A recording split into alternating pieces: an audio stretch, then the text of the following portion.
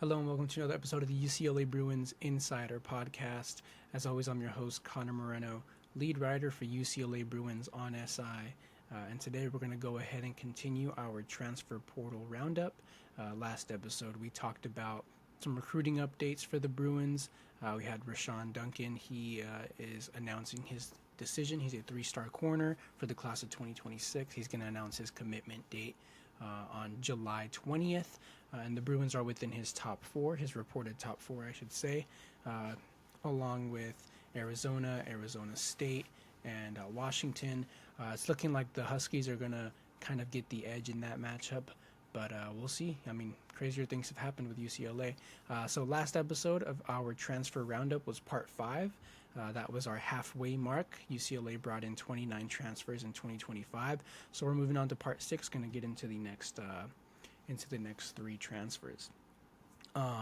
Last episode, we talked about Anthony Woods, Ashton Sanders, and Jameer Johnson. And this episode, we're going to go ahead and talk about Keyshawn Bennett, Anthony Jones, and Key Lawrence. So without further ado, let me just get my window right here. All right, without further ado, let's get into it. So the first transfer that we're going to talk about today is Keyshawn Bennett. He is a redshirt senior. He's an edge transfer. He's coming from Michigan. He's one of the 2 defensive transfers from the state of Michigan that's on this list that we're going to talk about today. So out of the 3, he's primed to make a decent impact in his final grad season. He played 13 games in Ann Arbor last season, picked up 4 tackles, a quarterback hurry, and blocked a kick. He played 27 defensive snaps. So he didn't play that much, but I think in the little time he played, he still made a pretty decent impact. Just as we have done with every transfer, let's go ahead and read kind of the transfer analysis that the good folks at Bruin Report Online cultivated. And, shout out to them. They do an amazing job at analyzing these players, getting in depth, and, helping people like me who might not have as much knowledge on these players, helping people like me understand what kind of players these Bruins are getting in. So let's see what they said about Bennett. You can probably make an argument that UCLA did a pretty well job in the transfer portal at just about every position except at the edge. And I'm not reading anymore, but edge has been probably the most important position that UCLA and Deshaun Foster and Ikaika Malloy have tried to fix ahead of this season.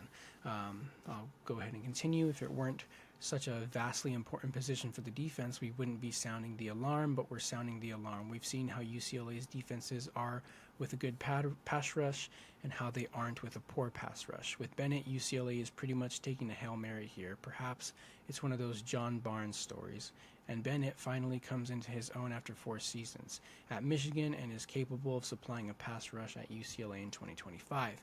Heck, if he's just serviceable and is solid in the defensive end rotation, that'd be a win. There really isn't much of a downside to taking Bennett, and if he becomes a significant contributor as a pass rusher, it could be key to UCLA having a good defense in 2025. And it will look like a stroke of scouting genius and another great developmental coup for the UCLA defensive staff and defensive coordinator Ikaika Malloy. So, as I kind of prefaced before I read that, he didn't play a lot, but in the small snaps he played, I do think he was sort of impactful.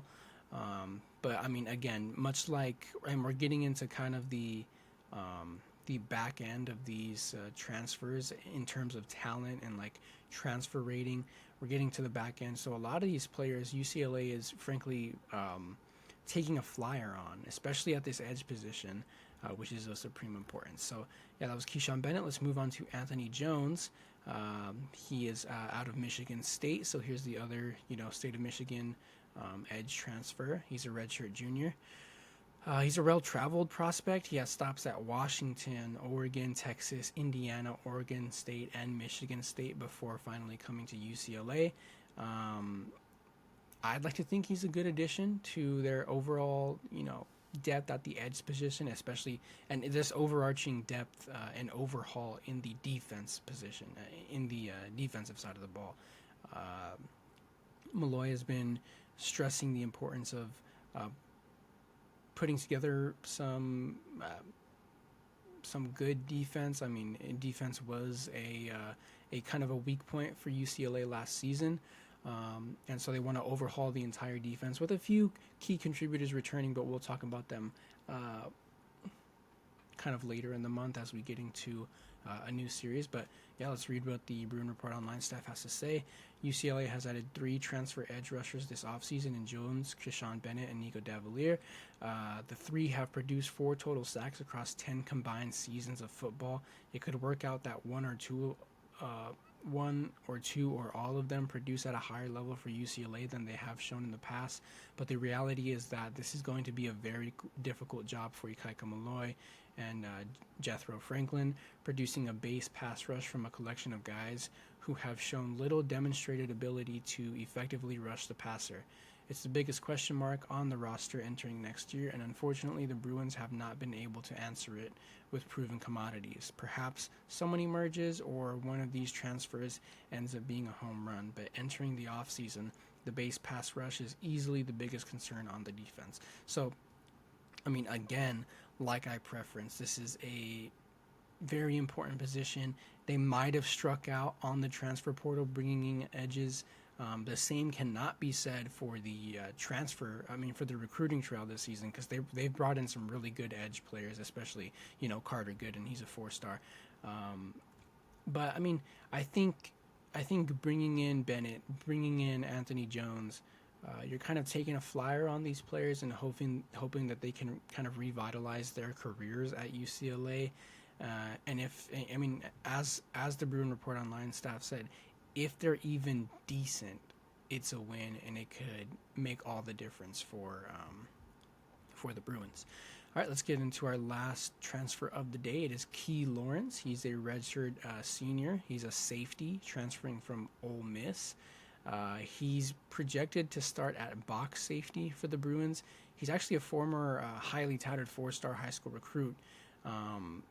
Not much can be said for his collegiate career thus far, but if he's going to bring anything to UCLA, it's going to be experience and depth. And this is kind of what the BRO staff says. He's a starter level safety.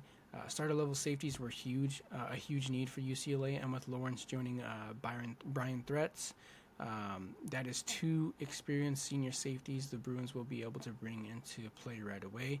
BRO projects him as a free safety and to compete with Croy Stewart, who will be a redshirt junior this fall. With Lawrence holding plenty of playing experience, the Bruins could plug him in there if Stewart doesn't run away with the job. And as with Threats, he's another player that Martin honed in on from the jump, along with the defensive coordinator Ikaika Malloy. So Lawrence is kind of joining this super overhauled, reworked, restructured UCLA secondary that has a ton of transfers and kind of just a few returners if you want to include the corners. So Key Lawrence, like I said, if anything, he's going to bring experience. Not much can be said about his collegiate career, but what is certain is that Demetrius Martin and Malloy, they're going to do everything they can to bring everything out of these secondary players and hope that they can transform this UCLA defense. So that's going to be all the transfer players that we talk about today. If there is any news, I think tomorrow's episode, we're going to stay a little bit away from this transfer series just so we can, have some variety in our episodes. I hate to lean on a series in consecutive episodes, so we'll think of something different to talk about tomorrow. But again, thank you for watching. Thank you for listening to the UCLA Bruins Insider Podcast. We'll go ahead and see you tomorrow.